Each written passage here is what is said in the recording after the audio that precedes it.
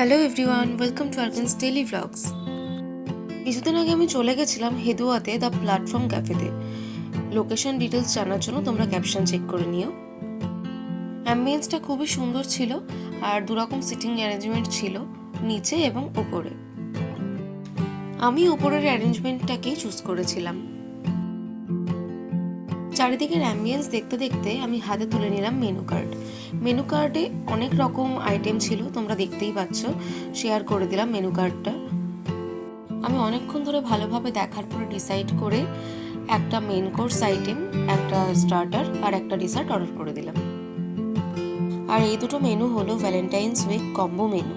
এর মধ্যে 500 টাকার মেনুটা এখনো অবধি চলছে, তোমরা ট্রাই করতে পারো।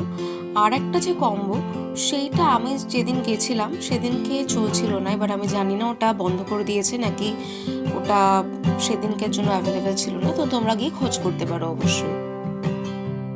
ইতিমধ্যেই খাবার টেবিলে এসে হাজির। মেন কোর্স থেকে অর্ডার করেছিলাম মিক্সড ফ্রাইড রাইস, যেটার প্রাইস ছিল ওই 220-230 সামথিং, আমার এখন ঠিক মনে পড়ছে না। তোমরা দেখতে পাচ্ছ এর মধ্যে অনেকগুলো প্রন ছিল, তার সাথে চিকেন, ভেজিটেবল, এগ সবই ছিল। এর সাথে স্টার্টার থেকে নিয়ে নিয়েছিলাম চিকেন পেপার ফ্রাই। প্রায় 10-12খানা ছোট ছোট করে চিকেনের পিস ছিল, ওই চিলি চিকেনের পিসের মতো। এটার প্রাইস ছিল 180 টাকা। ডেজার্টে কি নিয়েছিলাম সেটা তোমাদেরকে একটু পরে দেখাচ্ছি।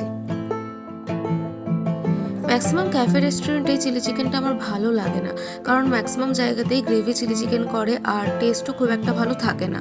তো চিলি চিকেন নিয়ে আমার এক্সপেকটেশন ছিল না, তাই ক্যাফে থেকে সাজেস্ট করা সত্ত্বেও আমি চিলি চিকেন নিইনি, তার পরিবর্তে নিয়েছিলাম চিকেন পেপার ফ্রাই। আর আমার ডিসিশন খুবই ভালো ছিল। এটা ছিল খেতে অনেকটাই স্পাইসি আর সত্যি খেতে ভালো ছিল। তোমরা এখানে গেলে চিলি চিকেন ট্রাই করতে পারো, আর ট্রাই করলে আমাকে অবশ্যই জানিও যে কেমন ছিল। যদি তোমাদের ভালো লাগে তাহলে আমিও নেক্সট টাইম গিয়ে ট্রাই করব।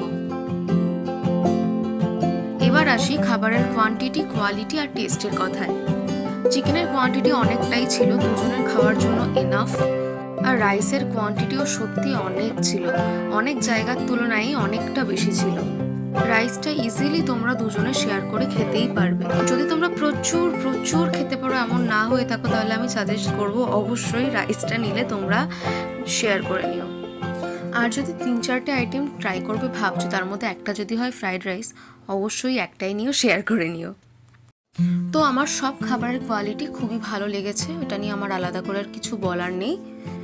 তো এবার আসি খাবারের টেস্টে, বাট তার আগে একটা কথা তোমাদেরকে আমি বলে রাখছি যে প্লিজ আমার ফেসিয়াল এক্সপ্রেশনটা তোমরা স্কিপ করে যেও। কারণ তোমরা যদি ভাবছো আমার এক্সপ্রেশন দেখে খাবার কেমন ছিল এটা বোঝার চেষ্টা করবে, তোমরা ফেল করে যাবে। কারণ আমি সত্যি ক্যামেরার সামনে এক্সপ্রেশন দিতে পারি না খাওয়ার সময়, আমার খুব অকওয়ার্ড লাগে। Fried rice, chicken paper fry দুটোই আমার খুব ভালো লেগেছে, বাট যেটা আমার সবচেয়ে ভালো লেগেছে সেটা হলো এই ব্রাউনি উইথ হট সস, মানে হ্যাঁ, হট চকলেট সস।